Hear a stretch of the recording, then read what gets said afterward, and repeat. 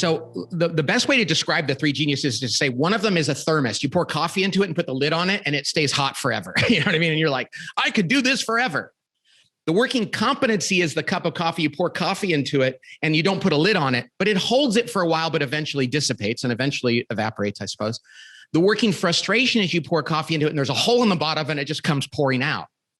So sometimes we think because we can hold it, well, this must be okay. And you're exactly right that this is dangerous to live in that competency too long. And here's what happens. And this is what happened to me. And this happened to Tracy on my team too. Because we're competent in that, sometimes on a team, and this really does apply not only to individuals, but to groups, families, and teams, we tend to look to somebody and go, well, you're competent. It's a frustration. So let's let you do it all the time.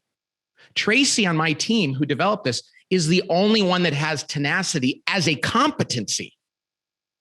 The others of us all have it as a frustration. So we said, well, she would be best at doing this. So we were constantly having her do something that didn't feed her, but she could actually manage it pretty darn well. I mean, if it were a frustration, she would be miserable at it and this would have fallen apart.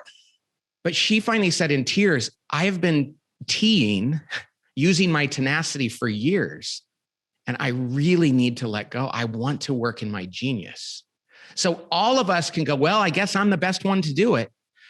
And yet that is a recipe for burnout and for feeling kind of used, even by people who thank you for doing it. But after a while, we really need people on our teams who have it as a genius. Now, sometimes we can go, well, our team isn't big enough. You know, simple, we can borrow somebody from another organization. Can you come in and tea for us for a few hours a week? We worked with an organization who had hired this woman to run sales. And she was amazing. She was an enabler and had tenacity.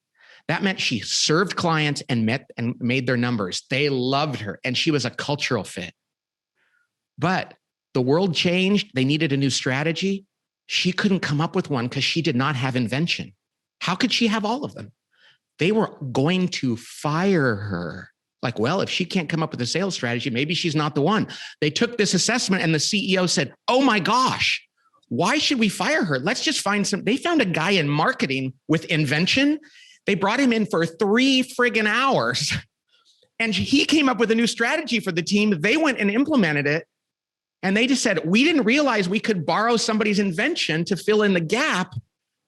And we could celebrate her geniuses and acknowledge her frustration. So this is how in a family, on a team, in an organization, we can borrow one another's, we can tap into one another's geniuses and let them do the heroic work that God made them to do, rather than punish people for not being all things to all people.